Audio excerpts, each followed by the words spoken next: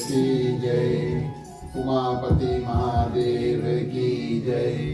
पवन सुत हनुमान की जय। राधे प्रिय कृष्ण चंद्र की जय। रामायण महारानी की जय। सनातन विश्व धर्म की जय। बोलो भाई सब संतन की जय।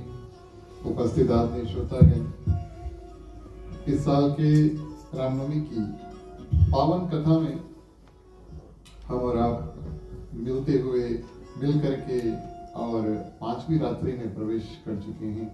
पांचवी रात्रि की आप सभी को बहुत बहुत शुभकामनाएं। आज मेरा सौभाग्य कि आप सभी का हृदय से स्वागत अपनी ओर से मल्ली आदर्श सत्संग रामायण मंडली, हमारे गृह मालिक मालकिन श्रीमती रविशर नारायण, उनकी पुत्री, उनके माता की ओर से, और खास तौर से आज के हमारे मुख्य श्रोता सामने विराजमान श्रीमती वीरेंद्र प्रसाद जी, उनका समस्त परिवार पुत्री यहाँ पर उपस्थित है। इनकी ओर से आप सभी को बहुत बहुत प्यार, बहुत बहुत स्वागत, अभिनंदन और हृदय से धन्यवाद। आप सभी को अपना समय निकाल कर यहाँ पर आए। चलिए प्रिय श्रोतागण, नियम अनुसार सर्वप्रथम जो मेवा मिष्टान प्रसाद इत्यादि आपने बनाया है, भोग गीत के माध्यम से उसको हम और आप मिलकर के अर्पण करेंगे।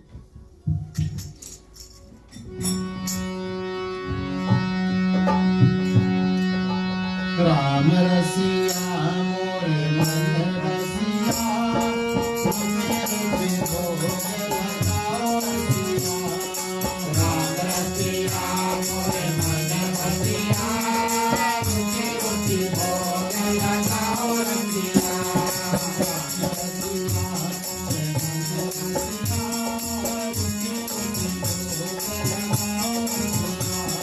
राम रसिया मोरे मन रसिया, रुचि रुचि भोग लगाओ रसिया।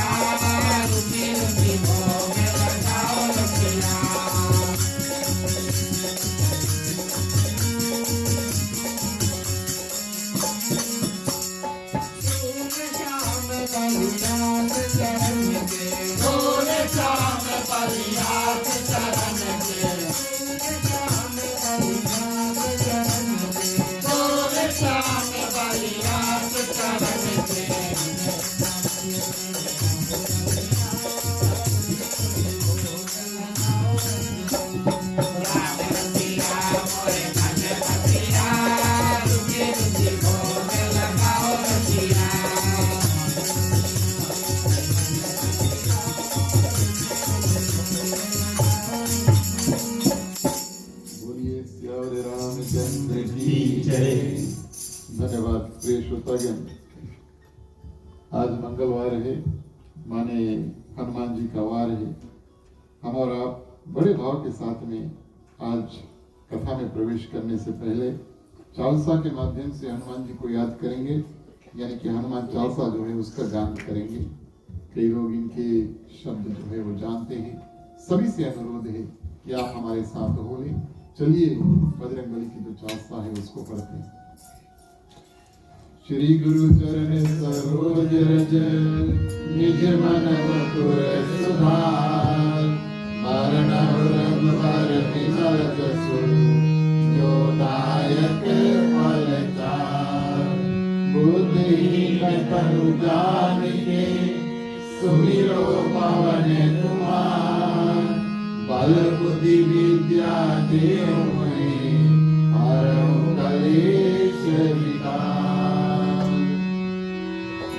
जय हनुमान ज्ञान गुण सागर, जय कपीर तिहुँ उधार।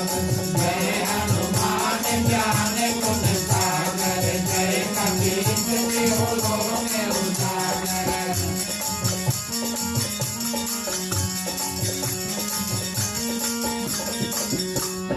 राम दुर्गय तुलित बल धामा, अंजनी पुत्र पवन सुत नामा।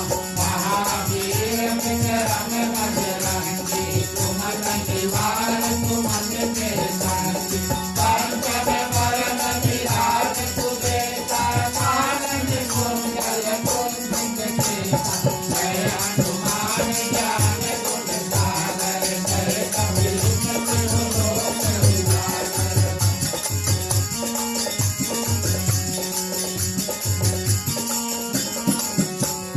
हाथ प्राण और ध्वजा विराजे, कांधे मूंज जनेऊ साजे। शंकर सुवन केसरी नंदन, तेज प्रताप महाजन वंदन।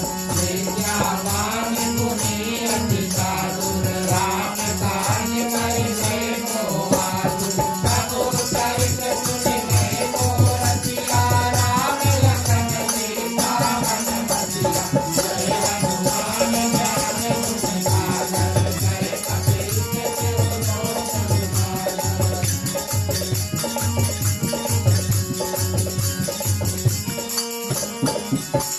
सूक्ष्म रूप धरि सियहि दिखावा, विकट रूप धरि लंक जरावा। भीम रूप धरि असुर संहारे, रामचंद्र के काज सवारे। लाए संजीवन लखन जियाए, श्री रघुवीर हरष उर लाए। रघुपति कीन्हा बहुत बड़ाई, तुम मम प्रिय भरत सम भाई। जय हनुमान ज्ञान गुण सागर, जय कपीर तिहुँ उधार।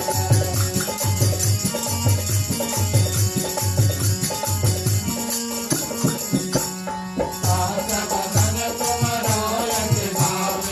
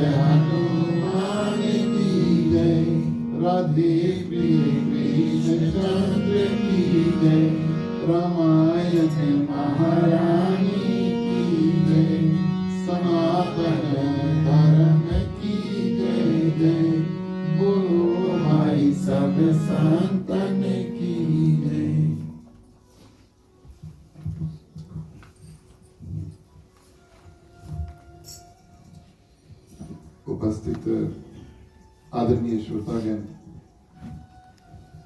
श्री श्री सीताराम के चरणों में कोटि शिवार प्रणाम करते हैं। हनुमान जी को वंदन, उनको धन्यवाद। उनकी कृपा से आज एक बार फिर हमारा और आपका उपस्थिति जो है इस अंगना में हुआ, क्योंकि हनुमान चालीसा जो अभी हमने गाया उसमें कहा गया, राम दुआरे तुम रखवारे, होत न आज्ञा बिनु पैसारे। हमारे और आप जैसे भगवान श्री रामचंद्र जी के जो भक्त है, प्रिय श्रोतागण, उनको साक्षात हनुमान जी अनुमति देते हैं और तब हम ऐसे दिव्य सत्संग में भगवान श्री रामचंद्र जी की जो कथा उसमें पहुंच पाते। इस हेतु याद हनुमान जी की कृपा आज आपने हमने हुई, श्री सीताराम आपके सभी के हृदय में विराजमान हुए, उसको हम प्रणाम करते हैं। इस साल के हमारे रामनवमी के ग्राम परिवार श्रीमान श्रीमती रविशल नारायण जी, उनकी माता, उनकी पुत्री, ग्रस्त परिवार की ओर से उनके आंगन में बहुत बहुत स्वागत, हृदय से धन्यवाद। आप सभी को इस समय से आए और उनकी जो आंगन है, उनकी जो यज्ञ है, पूजा है, उसमें आपने बहुत सुंदर शोभा जो है उसको बढ़ाया। पधारे हुए जितने भक्त हैं उन सभी की ओर से मैं विशेष रूप से अपनी ओर से, मंडली की ओर से, ग्राम परिवार को हृदय से धन्यवाद देना चाहूँगा, जो इस साल के श्री रामनवमी के जो कथाक्रम है 8 दिवस के लिए अपने निवास स्थान में उन्होंने ठाना। आज के हमारे मुख्य श्रोता श्रीमान श्रीमती वीरेंद्र प्रसाद, उनकी पुत्री, समस्त परिवार यहाँ पर है। इनकी ओर से आप सभी का बहुत बहुत स्वागत, बहुत बहुत अभिनंदन। प्रिय श्रोतागण, आज भी हमारे मंडली के जितने सदस्यगण परिवार सहित यहाँ पर पहुँचे, विशेष रूप से एक बार फिर आप सभी को बहुत बहुत धन्यवाद, क्योंकि आपका साथ जब हमें इस रूप में प्राप्त होता है तभी हम ऐसे दिव्य सत्संग जो है उसको कर पाते हैं। पधारे हुए भक्तगण जो दूर निकट से आए हुए हैं, आपको बहुत स्वागत, बहुत अभिनंदन, बहुत धन्यवाद। और विशेष रूप से श्री सीताराम और अन्य देवी देवताओं की जो कृपा है आप सभी के ऊपर भरपूर बरसे। फेसबुक के माध्यम से जो श्रोता कथा का श्रवण कर रहे हैं, आप सभी को भी हम स्वागत करते चाहते हैं। साधु संत को वंदगी, ब्राह्मण को प्रणाम। हमारे मंडली आदर्श सत्संग रामायण मंडली की ओर से आप सबको जय श्री राम। इस साल प्रिय श्रोतागण, हम और आप रामनवमी की कथा अनेक प्रकार से हो सकता है, लेकिन इस साल हमने और आपने मिलकर के गोस्वामी तुलसीदास जी के जीवन चरित्र, महात्म रामचरितमानस का भगवान श्री रामचंद्र जी की जो नाम महिमा है उसको करके, कल और परसों भगवान शंकर के दिव्य जो चरित्र है, प्रथम माँ सती के चरित्र, उसके बाद में प्रिय श्रोतागण माँ पार्वती के जो चरित्र है उसको किए। माँ सती की चरित्र बहुत विशेष, बहुत गुण, इसमें बहुत ज्ञान प्रिय श्रोतागण प्रस्तुत है।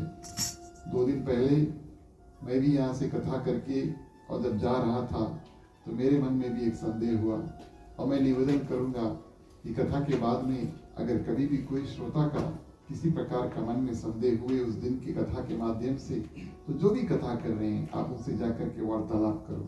मैं आपको बताऊंगा, मुझे अच्छा लगेगा, क्योंकि मुझे इस बात का पता चलेगा कि भैया किसी ने कथा सुनी तो और प्रिय श्रोतागण, कथा की जो शंका है वो मन में रखा नहीं जाता है, उसका निवारण जो है किया जाता है।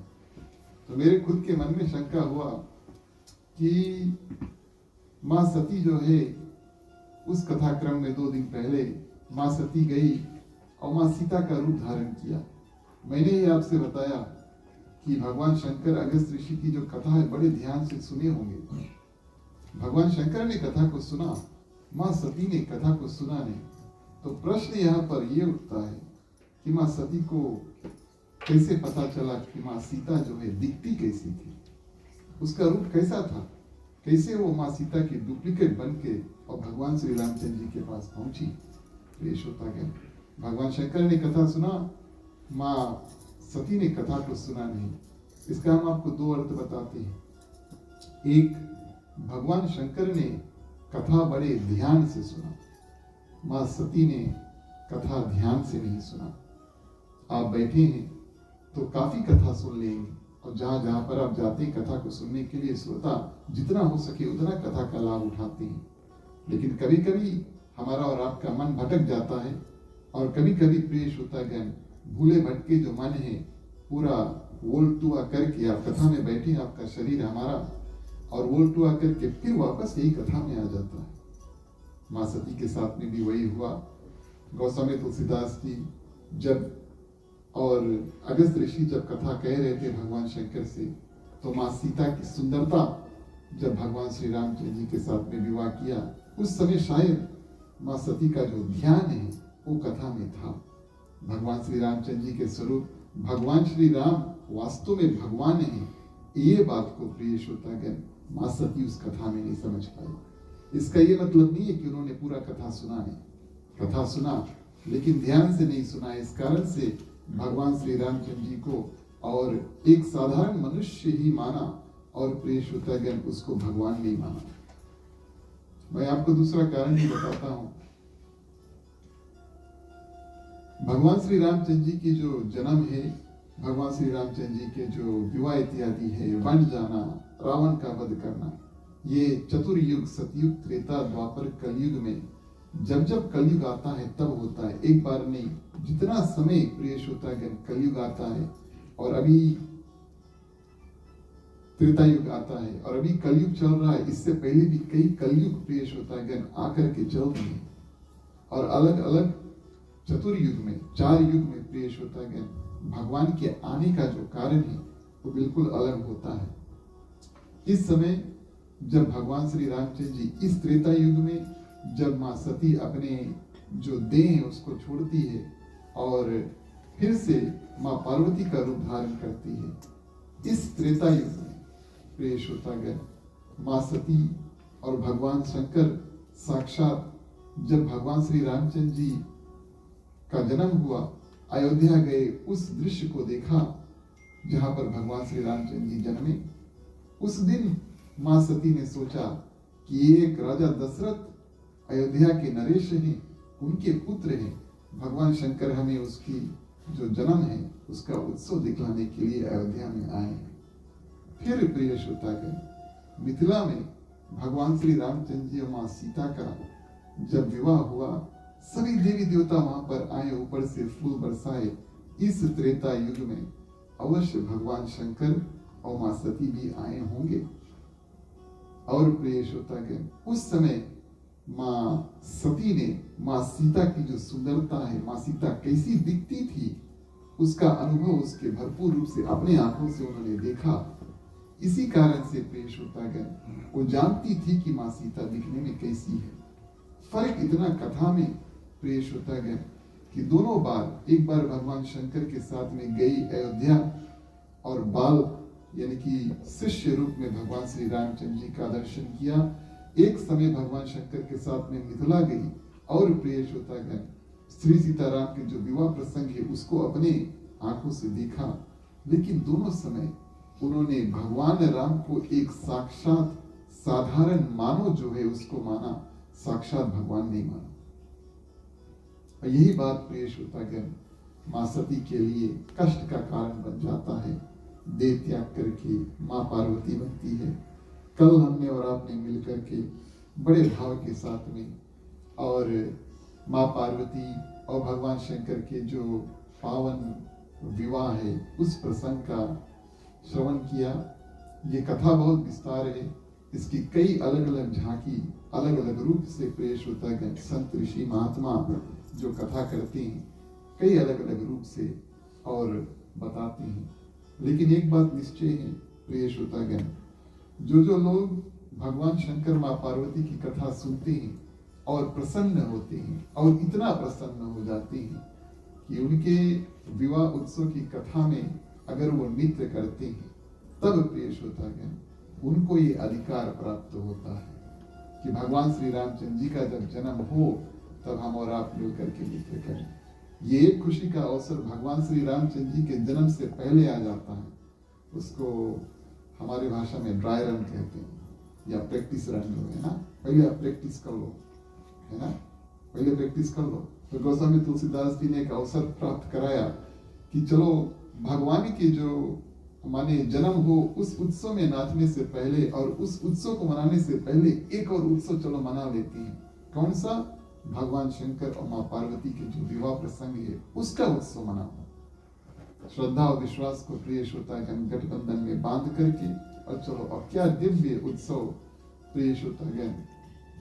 भगवान शंकर जब दूल्हा रूप में आए और कल हमने इस बात का जिक्र किया कि कैसे सर्पों से सजे हुए भगवान शंकर आते हैं, भस्म लगाए हुए शरीर में और प्रिय श्रोतागण हाथों में डमरू, बैल पर बैठे हुए, हाथ में त्रिशूल लिए। कोई साधारण दूल्हा जब जाता है तो हाथ में तलवार इत्यादि लेकर जाता है, भगवान शंकर तो त्रिशूल के प्रिय श्रोतागण हाथों में लेकर के और जाते हैं माँ पार्वती से विवाह करने के लिए। हमारे और आपके लोक के लिए, माने कि पृथ्वी के लिए ये अद्भुत है। किसी ने ऐसा दृश्य कभी देखा नहीं। लोग घोड़े पे आते हैं बारात में, है कि घोड़े पे आते हैं बारात में प्रिय श्रोतागण। कभी किसी ने नहीं देखा कोई बैल पे आया, और वो भी एक बूढ़ा सा बैल, दिखने में तो काफी बूढ़ा था। ऐसा प्रिय श्रोतागण लोग जब अपने संगति को लेकर आते हैं तब सज धज के लेकर आते हैं। और यहाँ पर सजे धजे जो संगति थे, यानी कि देवी देवता, वो तो पहले आ गए। दूल्हा बाद में आया, बच्चे कुछ लोग पहले आ गए, भूत प्रेत इत्यादि प्रिय श्रोतागण बाद में आए। इसी कारण से प्रिय श्रोतागण जो माँ पार्वती के जो नगर था और वहां पर जो लोग थे बहुत घबराए। इन्होंने ऐसा दृश्य देखा नहीं।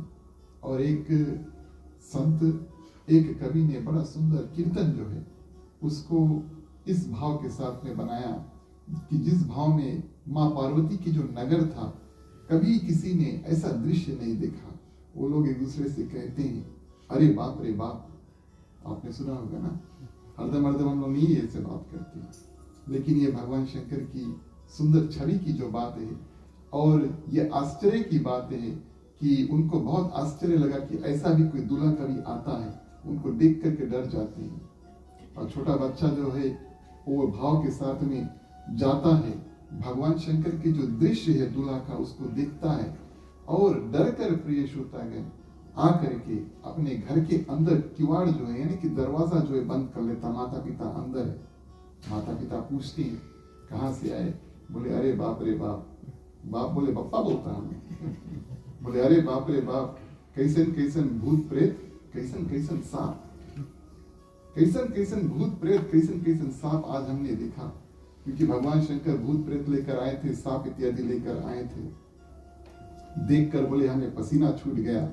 और हाफ हफाई जो है ना, जो दिल जो है ज्यादा धड़कने लगता है, वो आ गया। बच्चा अपने माता पिता से कहने की कोशिश कर रहा है।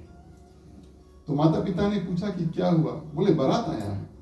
बच्चा बोलता है, तो बच्चा बताता है कि बोले बारात आया है। तो माता पिता बोले बारात में तो अवश्य बड़ा सुंदर नजारा होगा, यहाँ पर भी बारात आती है प्रिय श्रोतागण, तो लोग नाचते घूमते आते हैं। तो बच्चे ने कहा मैंने किसी को नाचते घूमते हुए नहीं देखा, लेकिन हाँ जो सांप था उसको नाचते हुए देखा अवश्य। भगवान शंकर के गले का सांप होता है ना, तो वो घूमता है। जब भगवान शंकर डमरू बजाते हैं तो वो सांप घूमते हैं। मान लो कि सांप जो है वो नागिन डांस कर रहा है। अब सांप है तो नागिन डांस तो करेगा ना, है ना? तो नागिन डांस की प्रथा वहीं से शुरू है, भगवान शंकर के विवाह से। मैं नहीं कह रहा हूँ, जिस संत को मैंने सुना उसकी वाणी आपको वापस बता रहा हूँ। और इस भाव में प्रिय श्रोतागण बड़े आश्चर्यचकित रूप से और भगवान शंकर पधारे। उनका फिर भव्य स्वागत हुआ।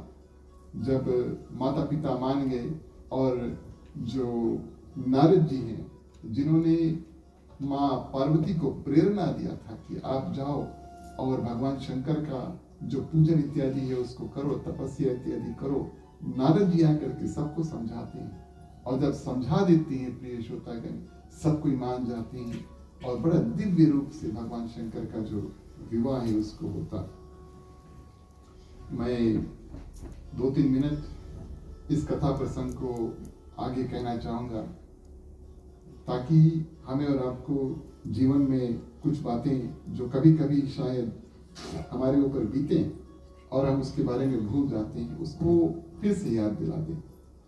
पहले हम आपसे पूछते हैं कि साल में आप लोग कितना शादी में जाते हैं? 1 बार, 2 बार, कम से कम 3 बार? नहीं जाते? कोई दिन के शादी के होता नहीं मिले भैया, वो नहीं मिले। मुझे तो वास्तव में लगभग 2 साल हो गए शायद शादी में जाने के लिए। साल में 1 बार कम से कम कहीं शादी में जाने का मौका लगता है कि नहीं? या तो 2-3 साल पहले भी आप गए होंगे शादी में। अच्छा ये बात बताओ, आप लोग अपन पति पत्नी संगे गया शादी में, है कि नहीं? सही बात है। पति पत्नी संगे गया, वहां पर होम इत्यादि में आप जाकर के पति और पत्नी संगे बैठे कि अलग अलग बैठे? बताओ कौन कौन संगे बैठी थी? और आप संगे बैठे? जय हो। कौन कौन अलग अलग बैठे हैं? पहले अपन आप बताइए कौन कौन अलग अलग बैठे हैं? चलो ठीक है।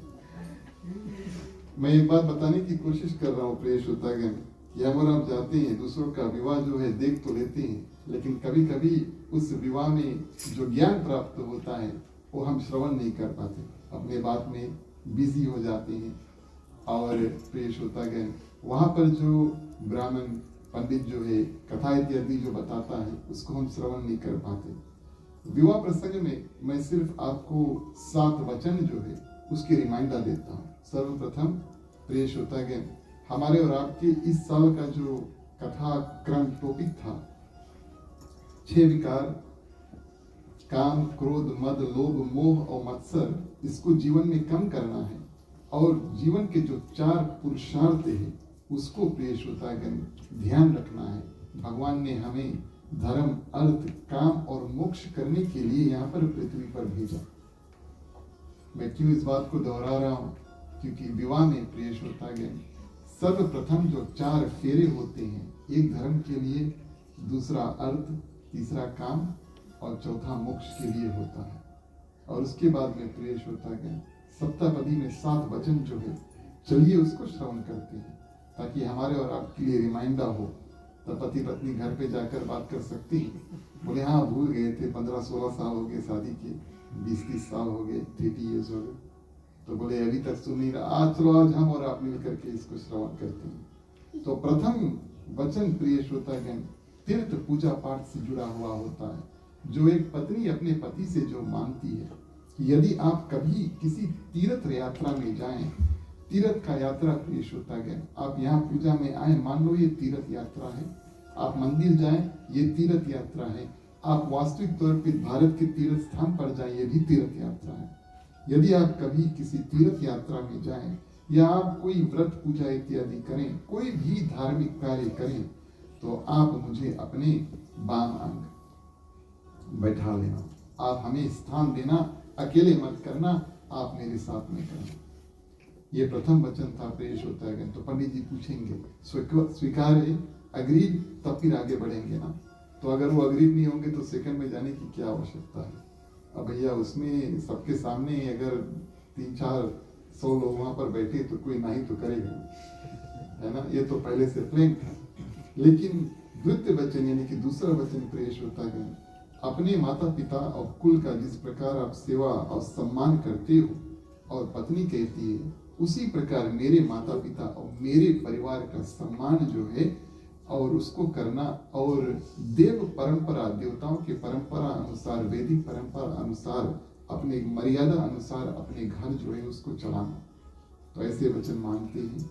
तीसरा वचन प्रिय श्रोतागण, तीनों अवस्थाओं में, बाल अवस्था में, अभी जवानी की अवस्था में, वृद्ध अवस्था में, और मेरा जो पालन करने का वचन दे और परिवार को पालन पोषण में मेरी सहयोग दे। आप मेरा पालन करना, मैं आपका पालन करूंगी, हम सब मिल करके और अपने जो परिवार है उसका पालन पोषण करेंगे।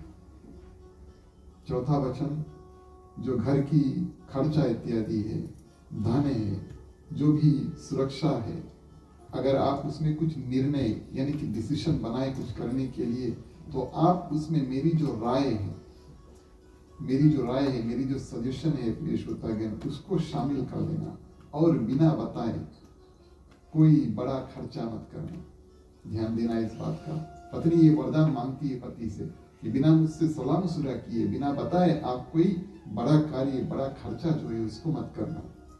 पंचम वचन जो है प्रिय श्रोतागण, कभी भी कोई बगीचा है, मंदिर है, कुआं इत्यादि है, बनवाएं, समाज में आप कोई सुंदर नेक काम जो है उसको करें, तो आप उसमें भी मेरा सलाह ले लेना, मुझसे भी पूछ लेना, और आप मुझे उसका भागीदार यानी कि मुझे उसमें शामिल कर लेना, ताकि मैं आपके साथ हूँ और हम दोनों मिल करके जो पुण्य है उसको कमाएं। छठा वचन प्रिय श्रोतागण, अगर कभी आप किसी दूर देश इत्यादि में जाएं, विशेष परिस्थिति में अगर घर से बाहर रहें, तो मेरी जानकारी और अनुमति के बिना कोई नया या कोई बड़ा कार्य आरंभ ना करें। आप जाएं विदेश में, जहाँ पर भी रहें, कोई नया कार्य जो है, कोई बड़ा कार्य जो है, उसको शुरू करने से पहले बातचीत, डिस्कशन, सलाह मशूरा अवश्य कर लेना चाहिए। अंतिम ला सबसे स्पेशल है, ये सत्य बताते, मैं नहीं बताता, सबसे स्पेशल अंतिम ला है। इसी कारण से इसको लास्ट में रखा गया, क्योंकि अक्सर लोग प्रिय श्रोतागण कोई भी किताब स्टोरी पढ़ते हैं, किसी की बात भी सुनते हैं, जो पहले बोलिस रहा वो याद रही और जो आखिरी में बोलिस रहा वो भी याद रही, है ना। अंतिम ला प्रिय श्रोतागण, आप पराई स्त्रियों को माता या बहन के समान सम्मान देंगे और हमारे आपस की जो प्रेम है और उसके बीच में प्रिय श्रोतागण कोई तीसरे को स्थान नहीं देंगे। ऐसे सुंदर वचन जो है और पत्नी जो है अपने पति से मांगती है। तो इस भाव से प्रिय श्रोतागण, वैदिक परंपरा अनुसार जैसे भगवान शंकर माँ पार्वती का विवाह हुआ, उसी वैदिक परंपरा के अनुसार और भगवान राम और माँ सीता का विवाह हुआ, और ऐसे ही वैदिक परंपरा के अनुसार प्रिय श्रोतागण, सनातन पद्धति अनुसार हमारे और आपकी भी यहाँ पर विवाह होते हैं। इन शब्दों के साथ में वापस गोस्वामी तुलसीदास की रचित रामचरितमानस चौपाई के माध्यम से कथा आगे बढ़ाएं। बोलिए सियावर रामचंद्र की जय।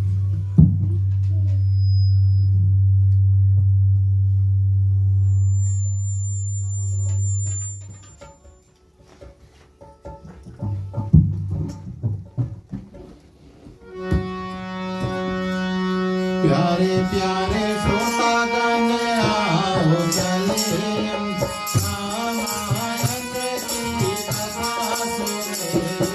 प्यारे प्यारे श्रोतागण आओ चले, रामायण की कथा सुने।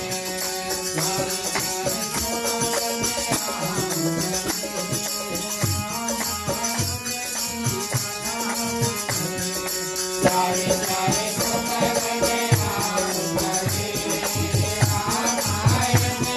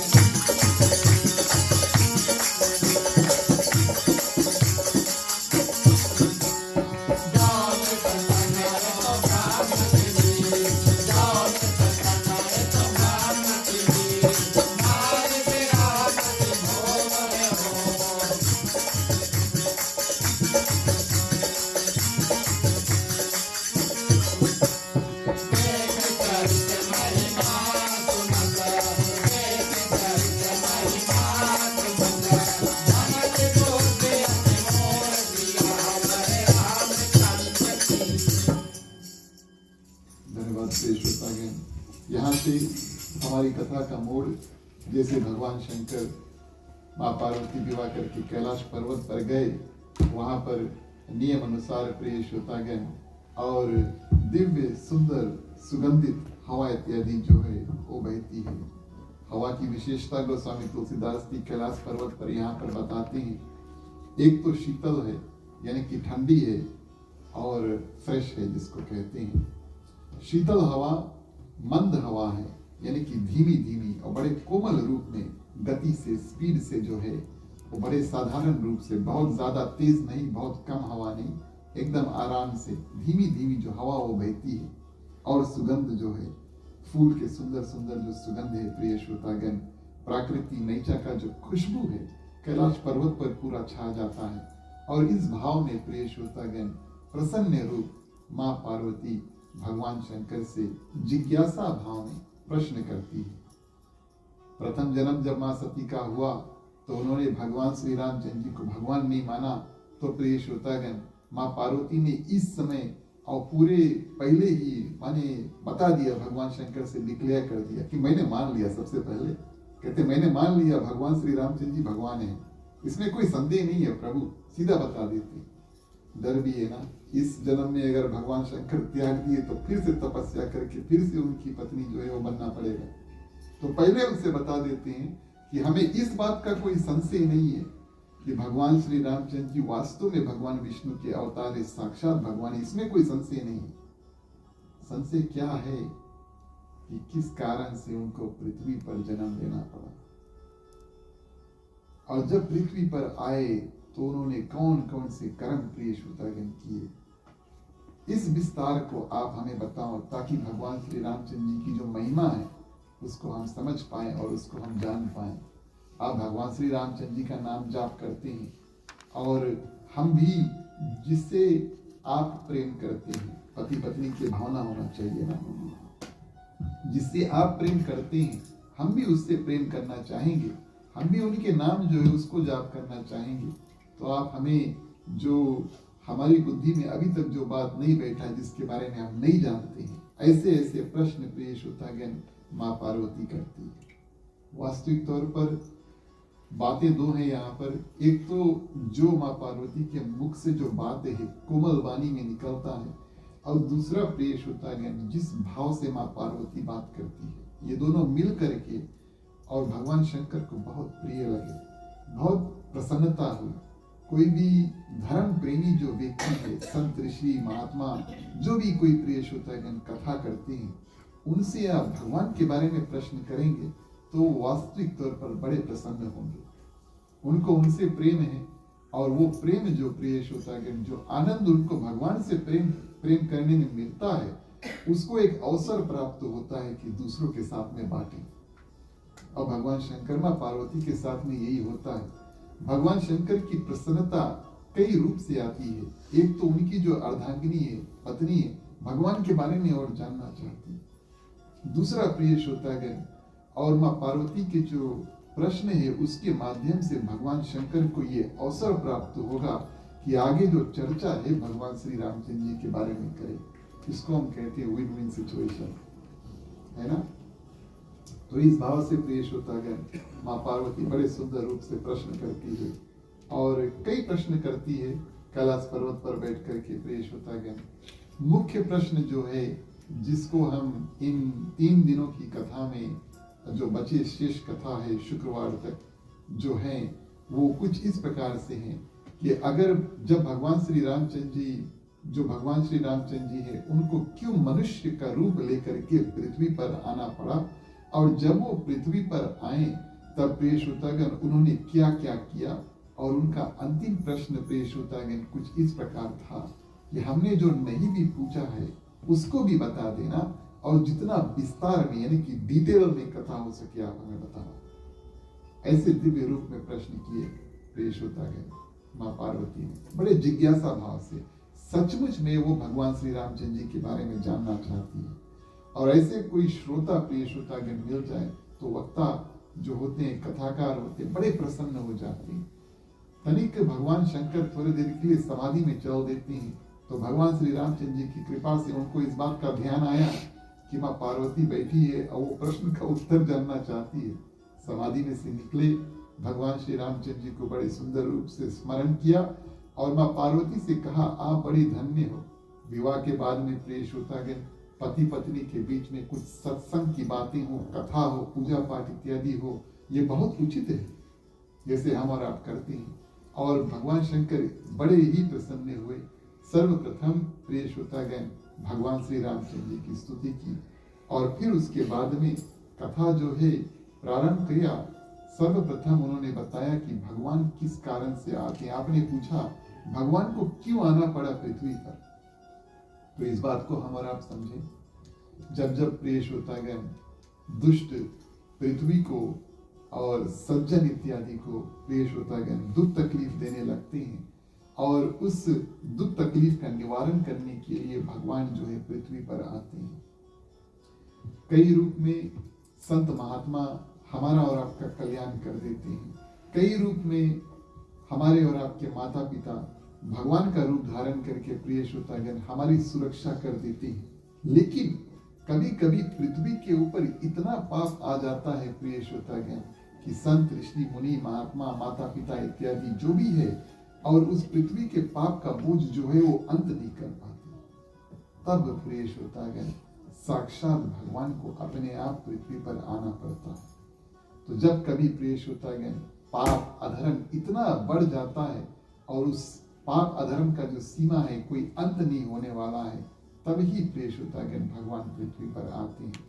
कीर्तन के माध्यम से इस भाव को हम और आप समझें कि किस कारण से भगवान प्रिय श्रोतागण पृथ्वी पर आते हैं।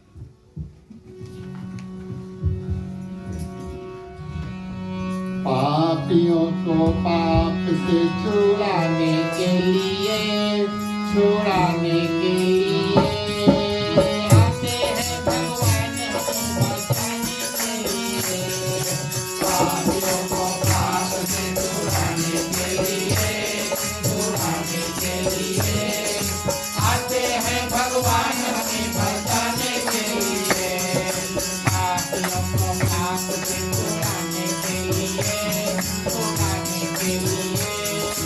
आते हैं भगवान हमें बचाने के लिए। पापियों को पाप से छुड़ाने के लिए आते हैं भगवान हमें बचाने के लिए।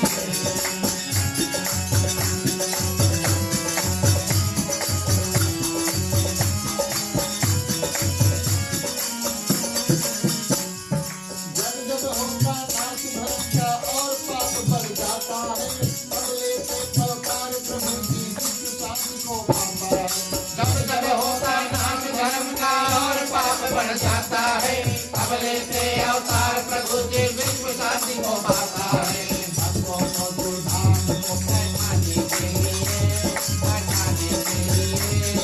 आते हैं भगवान हमें बचाने के लिए। पापियों को पाप से छुड़ाने के लिए आते हैं भगवान हमें बचाने के लिए।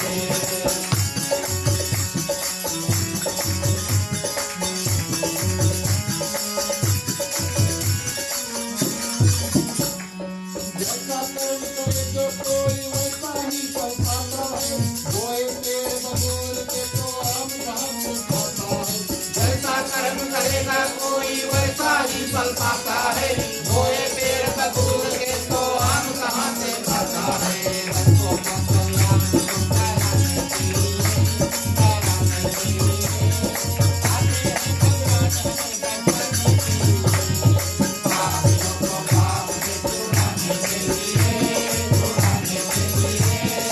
आते हैं भगवान हमें बचाने के लिए।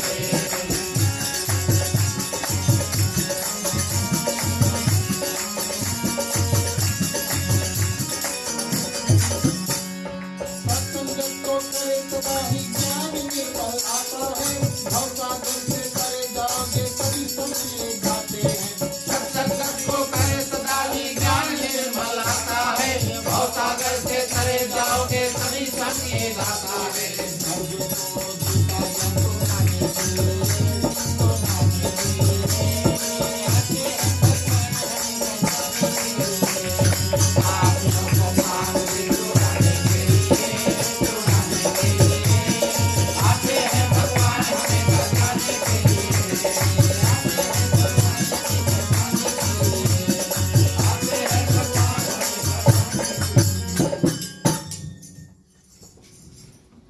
और इस भाव में प्रिय श्रोतागण भगवान शंकर कहते हैं, एक दो कारण हम आपको बताते हैं। वास्तविक तौर पर भगवान शंकर माँ पार्वती को 5-6 कारण बताते हैं।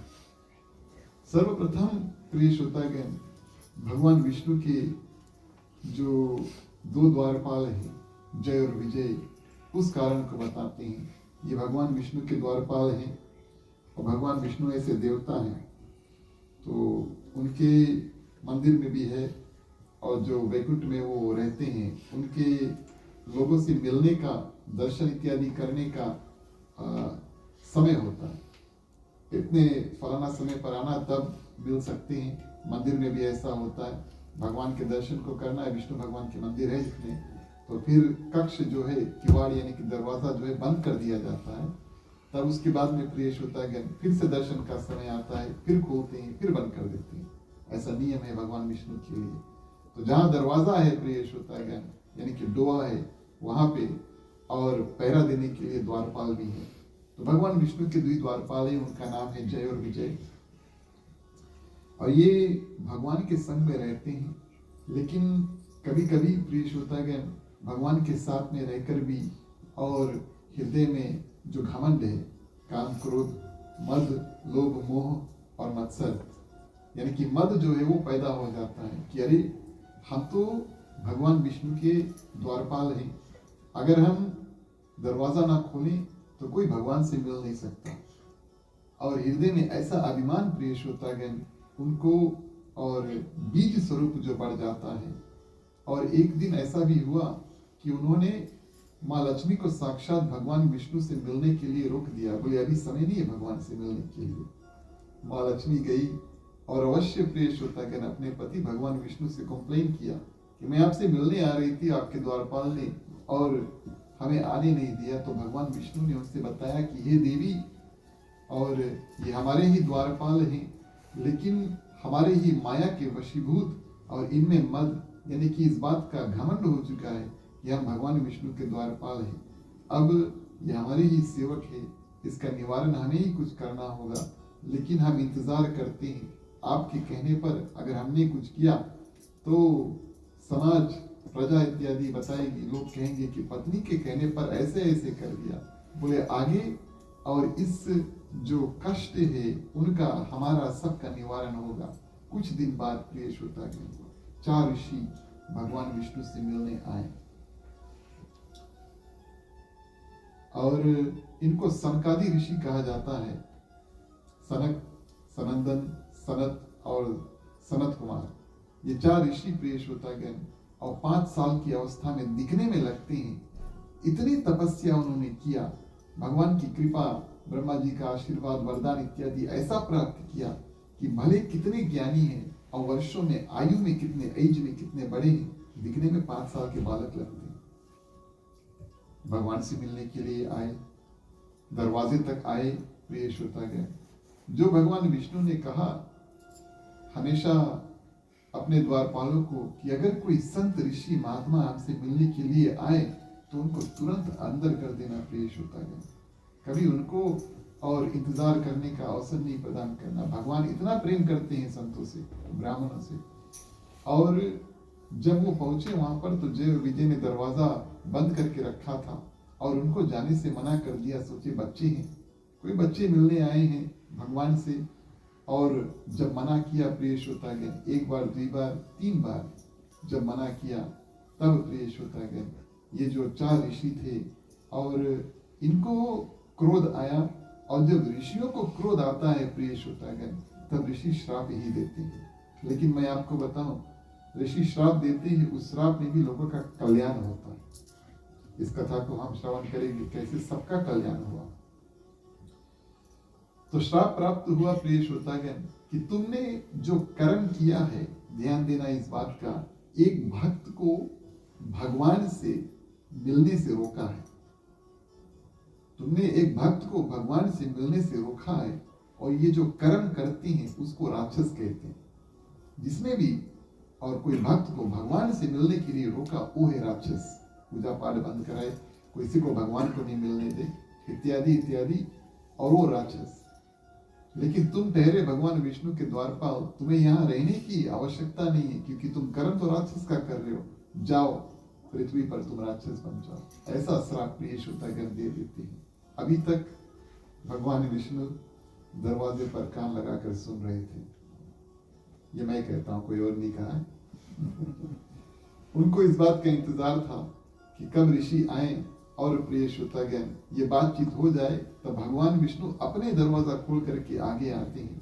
संत जो 4 ऋषि मुनि थे उन्होंने भगवान का दंडवत किया और भगवान विष्णु ने पूछा कि क्या हुआ।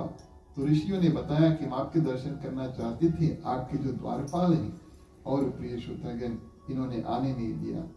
तो प्रिय श्रोतागण भगवान विष्णु ने बताया, आपने उनके ऊपर और मेरे ऊपर कृपा कर दिया। भले श्राप दिया, लेकिन आपने उनके ऊपर और मेरे ऊपर कृपा कर दिया। उनके हृदय में जो मद था प्रिय श्रोतागण, मैं उसको नहीं निकाल पाया। आप आए, आप धन्य हैं। आपने उनके हृदय की जो मद है, यानी कि घमंड जो था, उसको निकालने का रास्ता जो है वो बता दिया। जय और विजय प्रिय श्रोतागण चरणों में पड़ जाते हैं भगवान के और ऋषियों के कि हमें क्षमा करना। और जब ये मद जो उनके विकार जो थे वो मन में से निकलते हैं, तब ऐसे प्रिय श्रोतागण जो भगवान के समीप रहते हैं वो भगवान से बहुत देर दूर नहीं रहना चाहेंगे। ये भक्त के लक्षण है। भगवान से वो बहुत दूर नहीं रहना चाहेंगे। ऐसे प्रिय श्रोतागण भगवान के सच्चे भक्त हैं। और ये तो ठहरे भगवान के द्वारपाल। हमसे भूल तो हो गई प्रभु, दंड भी मिला, लेकिन इस दंड का निवारण कैसे होगा। हम जल्दी से जल्दी और आपके पास प्रभु वापस आना चाहेंगे। तो ऋषियों ने कहा, देखो तुम्हें पृथ्वी पर जाकर के राक्षस तो होना होगा, लेकिन अब हम आपको ये चॉइस देते हैं। अगर तुम चाहो तो 3 जन्म जो है वो राक्षस का ले लो, और 3 जन्म राक्षस के बाद में तुम वैकुंठ आ सकते हो।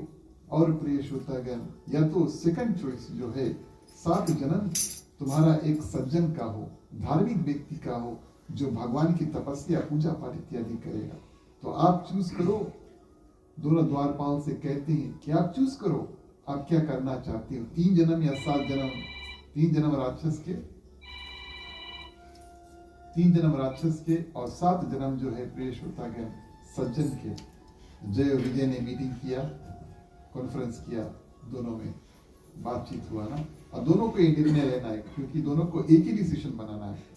तो एक बोलेगा भैया 3 और एक बोलेगा भैया 7, तो ऐसे नहीं बनेगा। तो दोनों को थोड़ा कॉन्फ्रेंस वहां पर करना पड़ा, अपने में बात करना पड़ा। ठहरे बड़े समझदार और प्रिय श्रोतागण उन्होंने निर्णय लिया कि देखो 3 जन्म भले राक्षस का हो, लेकिन 3 जन्म में जल्दी से जल्दी भगवान तक वापस आ सकते हैं। ये है भक्त के लक्षण। अगर आप उनको कोई चॉइस दो तो वो कहेंगे कि जितना जल्दी हो सके हम भगवान के पास वापस आ जाएं।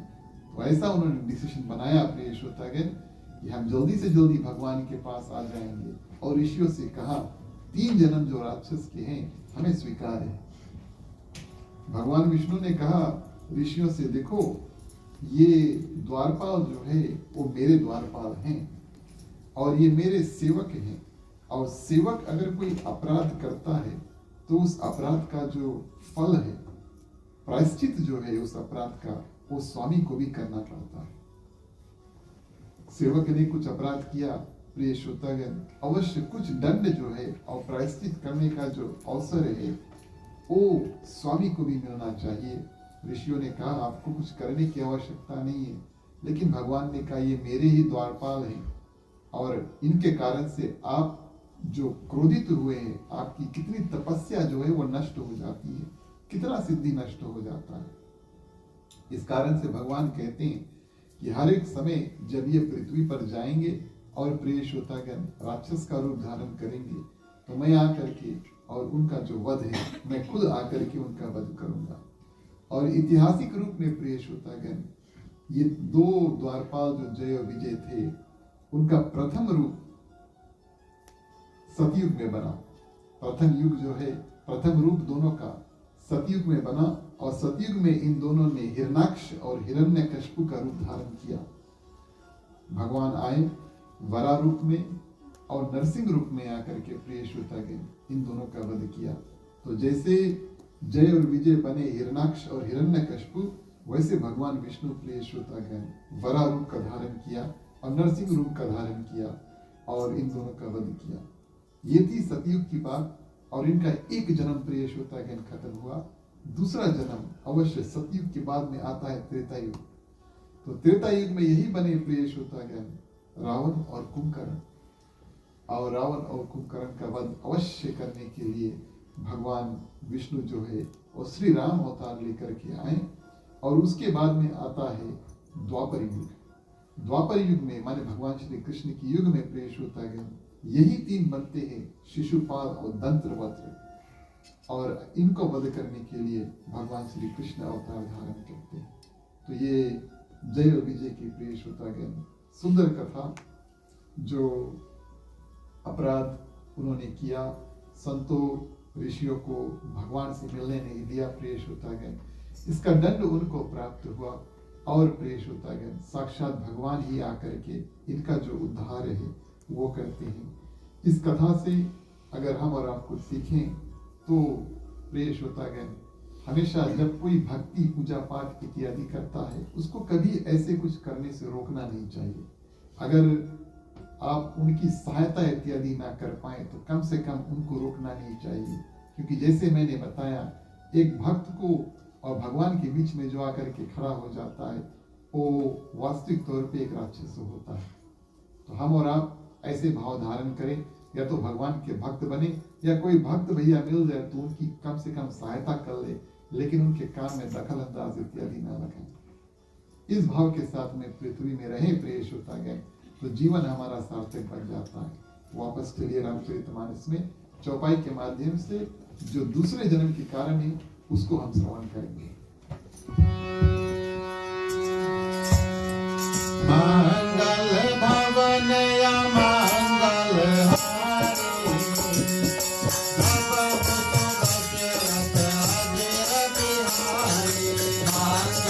भवन या मंगल हारी,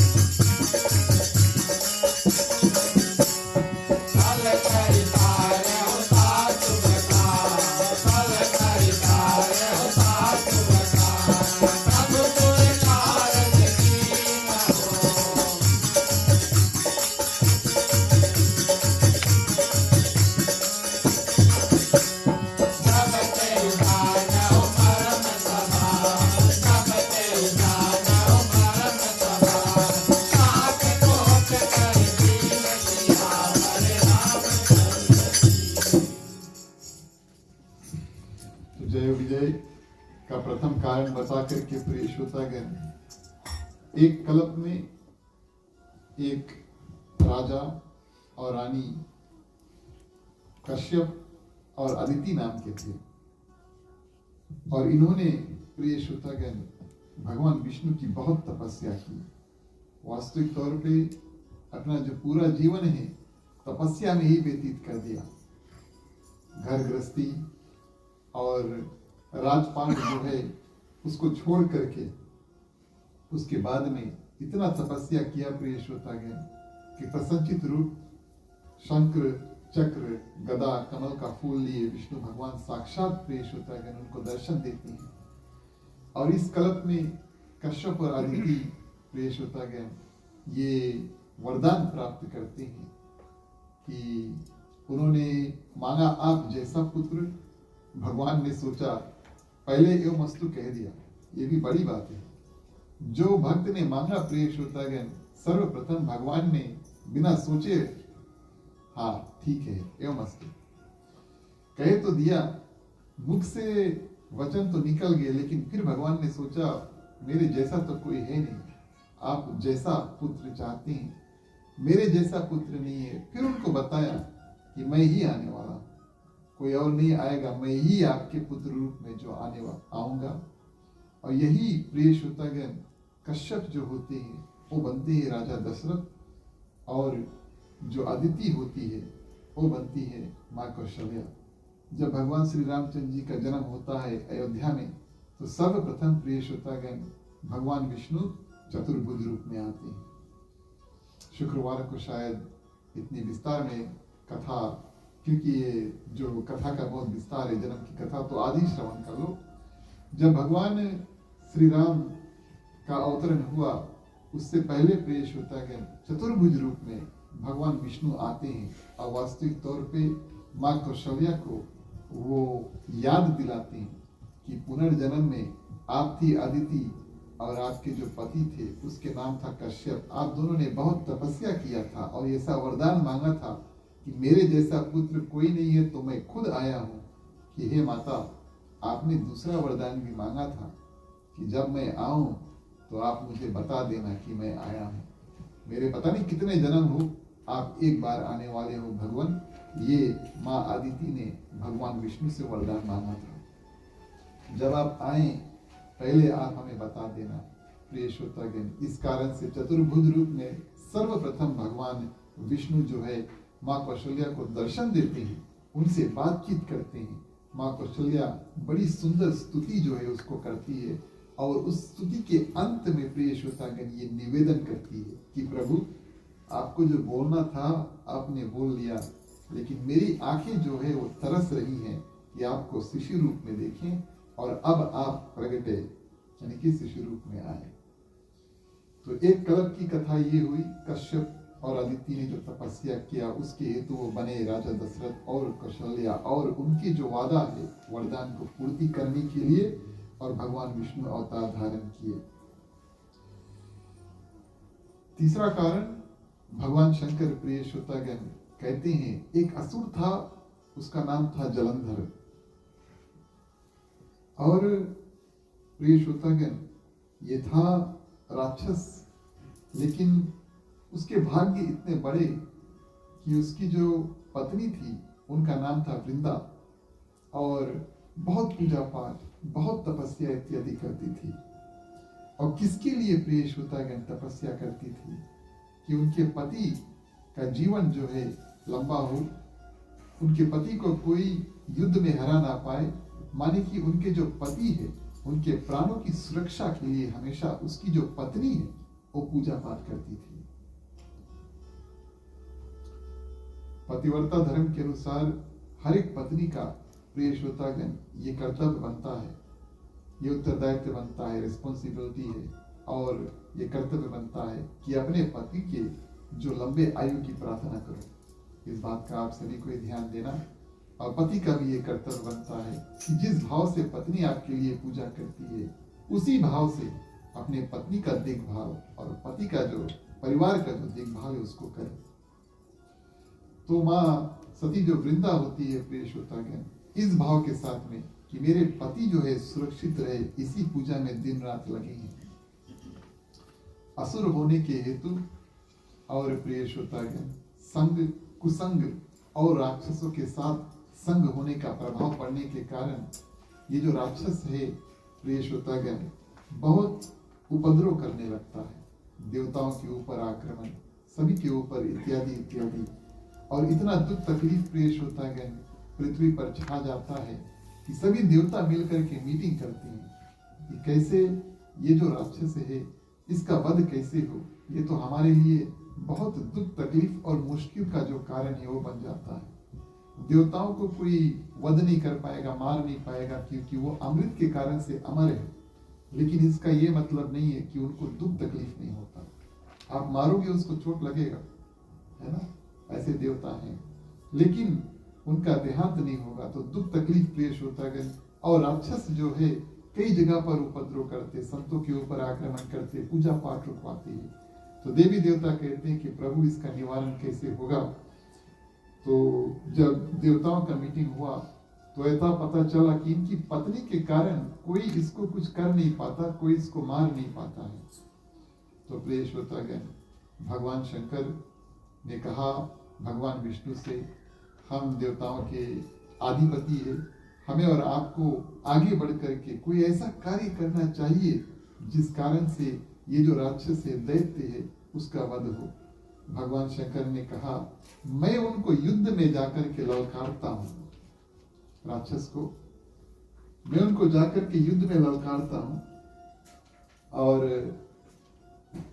आप उनके घर जाओ और हो सके तो सती वृंदा जो है उसके तपस्या, उनकी जो पूजा है उससे उठाओ। प्रिय श्रोतागण, इधर भगवान शंकर ललकारते हैं और जलंधर से कि आओ हमसे युद्ध करो। युद्ध वहां पर छिड़ जाता है और भगवान विष्णु जो है सती वृंदा के घर पर जाते हैं और उनके जो पति देव है उनका रूप धारण करके जाते हैं, मानी कि जलंधर का रूप बना करके जाते हैं। एक संत की कथा मैंने सुना, मुझे बहुत अच्छा लगा कि जैसे ही भगवान विष्णु मानी कि जलंधर का रूप धारण करके सती वृंदा के घर के अंदर प्रवेश किया तो सती वृंदा ने अपने आंख को खोला, देखा कि मेरे जो पति है वो आए हैं और स्वागत के लिए प्रिय श्रोतागण अपना जो पूजा है वो छोड़ करके उठी। उसी क्षण प्रिय श्रोतागण और भगवान शंकर उधर बाणों के माध्यम से और जो जलंधर राक्षस है उसका वध कर देते हैं। उसका सर कटा और वो सर प्रिय श्रोतागण आकर के सती वृंदा के आगे धड़ से अलग जो सिर्फ सर है, माने कि भगवान विष्णु यहाँ पर खड़े हैं और सती वृंदा यहाँ पर खड़ी है, बीच में जलंधर का असली जलंधर का जो सर है वो पड़ा है। और इस रूप में प्रिय श्रोतागण सती वृंदा जो है वो जान जाती है कि मेरे साथ छल हुआ है। भगवान विष्णु अपने सही रूप में आते हैं और प्रिय श्रोतागण सती वृंदा जो है भगवान विष्णु को श्राप देती है, आपने मेरे साथ छल किया है, कोई राक्षस आपके साथ छल करेगा और आपकी पत्नी और आप में वियोग जो है वो होगा, दूरी होगी। दूरी इस रूप से कि कोई राक्षस आएगा और जैसे मैं अब अपने पति के साथ नहीं रह पाऊंगी, आपको भी अपने पत्नी से दूर रहना पड़ेगा। इस कारण से रावण आते हैं, माँ सीता को हर करके और लंका लेकर चल देते हैं। भगवान सब बगल खोजते हैं और कुछ दिन माँ सीता से वो दूर रहते हैं। मनुष्य रूप में आपको आना पड़ेगा क्योंकि आप पृथ्वी पर आए और मेरे साथ में और ऐसे छल जो है उसको किया और ऐसा प्रिय श्रोतागण श्राप देते हैं। देखिए, भले भगवान विष्णु को यहाँ पर श्राप मिला, उन्होंने सती वृंदा की जो पतिव्रता धर्म है और उसको उन्होंने बड़े सुंदर रूप से स्वीकार किया। उन्होंने माना कि इसमें सती वृंदा जो है उनका कोई दोष नहीं है और जो उनका कर्म था वो कर्म वो कर रही थी, कोई भी प्रकार के माँ सती वृंदा का दोष नहीं उसमें। लेकिन फिर भी उसके पति के कारण और सती वृंदा को दुख तकलीफ सहना पड़ रहा है और श्राप मिला भगवान विष्णु को। लेकिन प्रिय श्रोतागण भगवान विष्णु उल्टा और सती वृंदा को वरदान देते हैं कि इसके बाद में आपका जो रूप है उसमें परिवर्तन होगा और आप पृथ्वी पर प्रिय श्रोतागण एक पौधा के नाम से प्रसिद्ध होगी, जो मेरे लिए, क्योंकि मैं आपकी निष्ठा से बहुत प्रसन्न हूँ, आपके पतिव्रता धर्म से प्रसन्न हूँ, जो पेड़ होगा उसके जो पत्ते, उसके जो डाली, उसके जो फूल इत्यादि है मेरे लिए बहुत शुभकारी माने जाएंगे, मुझ पर चढ़ेंगे, वो हुआ तुलसी का पौधा। तो वही प्रिय श्रोतागण सती वृंदा जो है तुलसी पौधे के नाम से आई। आप अपने पत्नी से वियोग यानी कि दूर हुए, आप चिंता ना करें। मैं, क्योंकि सती वृंदा ने श्राप दिया था कि आपका दिल पत्थर का है कि आपने मुझे उठाया मेरे पति का, प्रिय श्रोतागण किसी ने वहां पर वध कर दिया, आप भी जाकर पत्थर हो जाओ, ऐसा श्राप दिया। तो भगवान विष्णु ने कहा इसी पत्थर रूप में जब मैं आऊंगा तब मेरा पत्थर का जो स्वरूप होगा और तुलसी के जो पौधा होगा, और मैं हर साल आपसे आकर के विवाह करूंगा, जिसको हम और आप तुलसी विवाह मानते हैं। भगवान विष्णु का रूप में परिवर्तन हुआ शालिग्राम पत्थर के माध्यम से, और हर साल प्रिय श्रोतागण भक्त बड़े भाव के साथ में और जो शालिग्राम पत्थर है और माँ तुलसी की जो सुंदर विवाह जो है उसको कराते हैं। तो ये तीसरा कारण भगवान शंकर माँ पार्वती को बतलाते हैं। समय का ध्यान रखते हुए आज की जो कथा में यहीं पर विराम देंगे। आप कोई चिंता ना करें, हमारे पास 2 दिन शेष रह गए हैं जिसमें हम आराम से बचे कुचे और जो जन्म के कारण में और सुंदर से और खूब भाव के साथ में श्रवण करेंगे। आज की कथा आप सभी ने सुना, श्रवण किया बड़े सुंदर रूप से।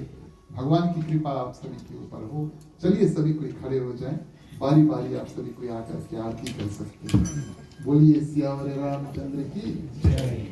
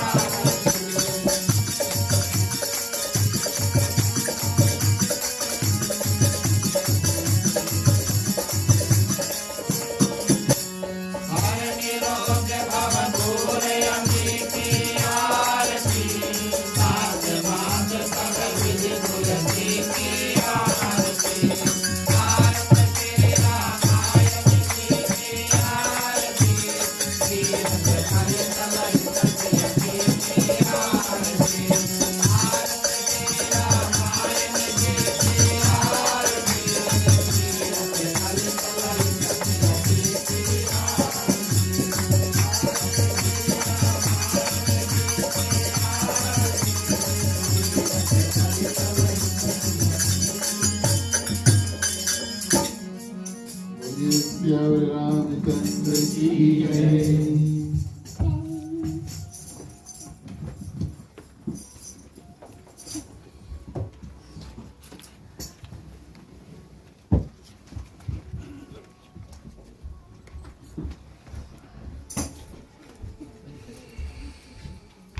तुम्ही हो माता पिता, तुम्ही हो बंधु सखा, तुम्ही हो जो खिल सके ना वो फूल हम है, तुम्हारे चरणों के धूल हम है। दया की दृष्टि सदा ही रखना, तुम्ही हो बंधु सखा, तुम्ही हो साथी, तुम्ही सहारे, कोई न अपना सिवा तुम्हारे।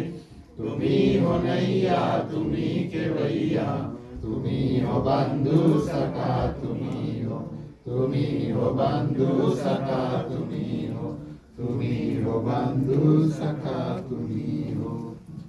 ओम कर्पूर गौरम करुणावतारम, संसार सारम भुजगेन्द्रहारम, सदा वसंतम हृदयारविंदे, भवं भवानी सहितं नमामि, भवं भवानी सहितं नमामि, भवं भवानी सहितं नमामि। ओम मंगलम भगवान विष्णु, मंगलम गरुड़ध्वज, मंगलम पुंडरीकाक्षो, मंगलाय तनोहरि। सर्वमंगल मांगल्ये शिवे सर्वार्थ साधिके, शरण्ये त्र्यंबके गौरी नारायणी नमस्तुते, नारायणी नमस्तुते, नारायणी नमस्तुते।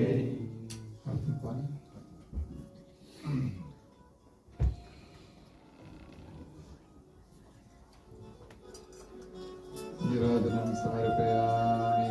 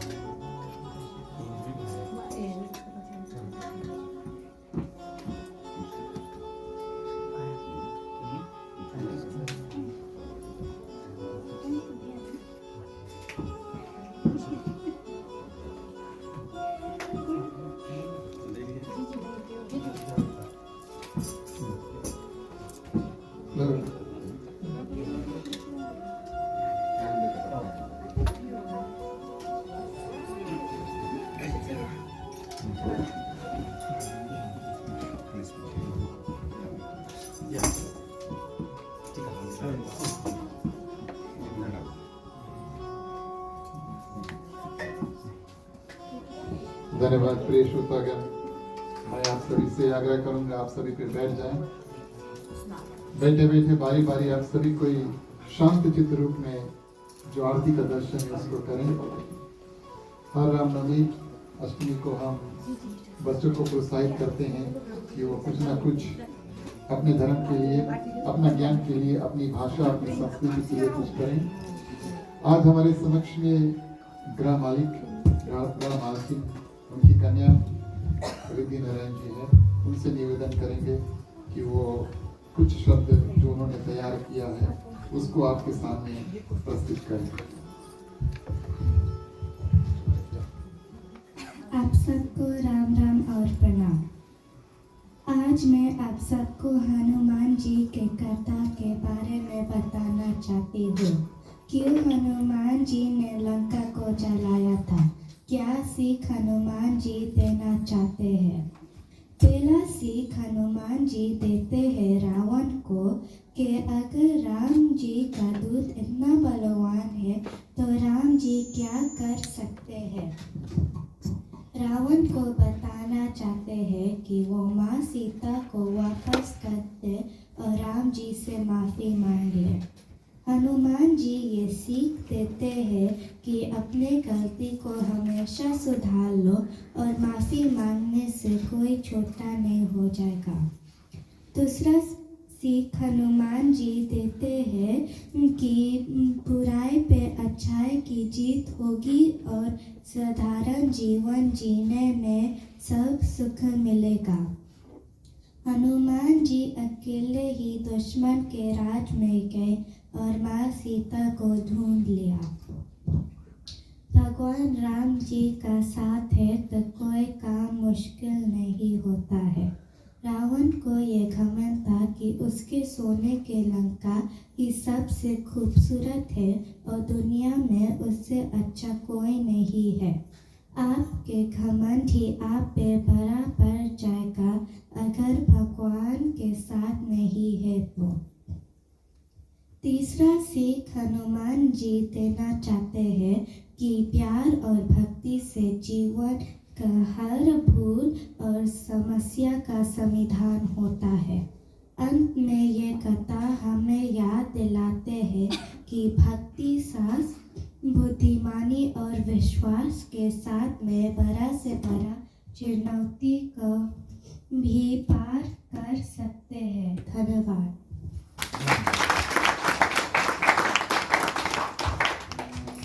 बहुत बहुत धन्यवाद विधि नारायण जी, आपने बड़े सुंदर रूप से और जो शब्द है और जो विषय भी चुना, मंगलवार था यानी हनुमान जी का वार है, बड़े सुंदर रूप से आपने चुना, बड़ी सुंदर रूप से आपने बड़े फ्लुएंट रूप में आपने जो शब्द है उसको कहें।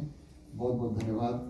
और भी जो बच्चे हैं हमारे साथ अगर जुड़ना चाहते हैं और कथा के अंत से पहले जो भी कोई बच्चा मंडली का हो या ना भी हो, कोई बात नहीं, आप हमसे या ग्राम मालिक से संपर्क कर सकते हैं और अवश्य हम आपको 2-3 मिनट देंगे ताकि हमारे यहाँ पर जितने लोग उपस्थित हैं उनके जाने के बाद में और अगली पीढ़ी जो है वो धर्म से प्रेम करे, अपनी भाषा से प्रेम करे और प्रिय श्रोतागण, और हमारे और आपकी जो रीति रिवाज है ये हम लोग अपन सब अपने नहीं बनाया है, ये हम लोग की भी कोई और दी से हमारे पूर्वज ने दिया था प्रिय श्रोतागण, इसको हमें और आपको मिल करके आगे बढ़ाना है।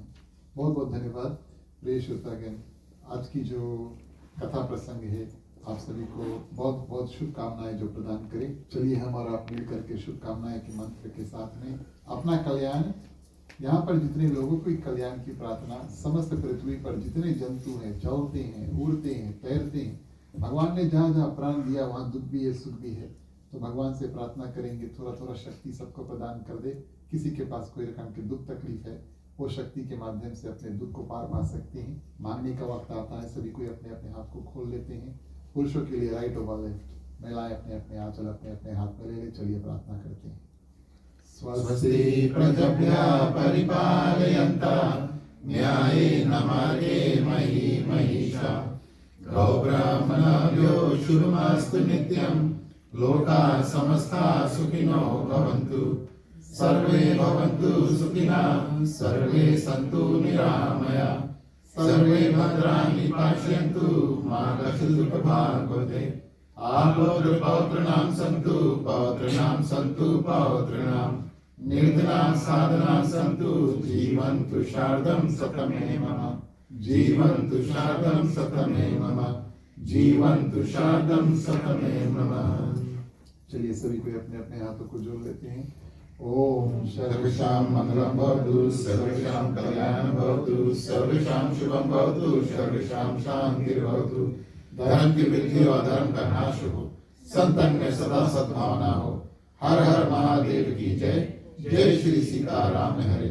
ओम नमः पार्वते पते, हर हर महादेव हरे। जय जय वीर बजरंगी, हर हर महादेव हरे। अंतिम चरण में एक बार फिर से अपनी ओर से, मंडली की ओर से, ग्राम परिवार श्रीमान श्रीमती रविशंकर नारायण समस्त परिवार की ओर से, खासतौर से आज के हमारे जो मुख्य श्रोता हैं श्रीमान श्रीमती वीरेंद्र प्रसाद की पुत्री यहाँ पर उपस्थित है, सभी की ओर से आपको विशेष रूप से स्वागत और धन्यवाद। आप सभी को अपना समय को निकाल कर और इस साल के रामनवमी के जो 5वें दिवस है आपने हमारे साथ, हमारे मंडली के साथ में जो बनाया, भगवान श्री राम अन्य देवी देवता की कृपा जो है सब भक्तों के ऊपर बरसे। प्रिय श्रोतागण, इसके बाद में हम और आप मिलकर के थोड़े कीर्तन जो है उसको करेंगे।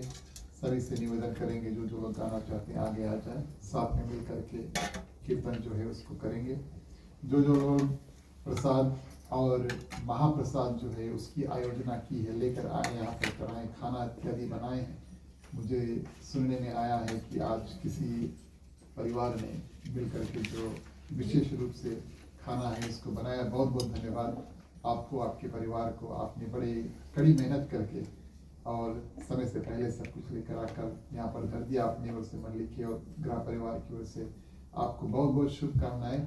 और जितने लोगों ने प्रसाद महाप्रसाद जो लेकर आया है, प्रार्थना हमेशा यही रहेगी कि मां अन्नपूर्णा आपकी जो हाथों में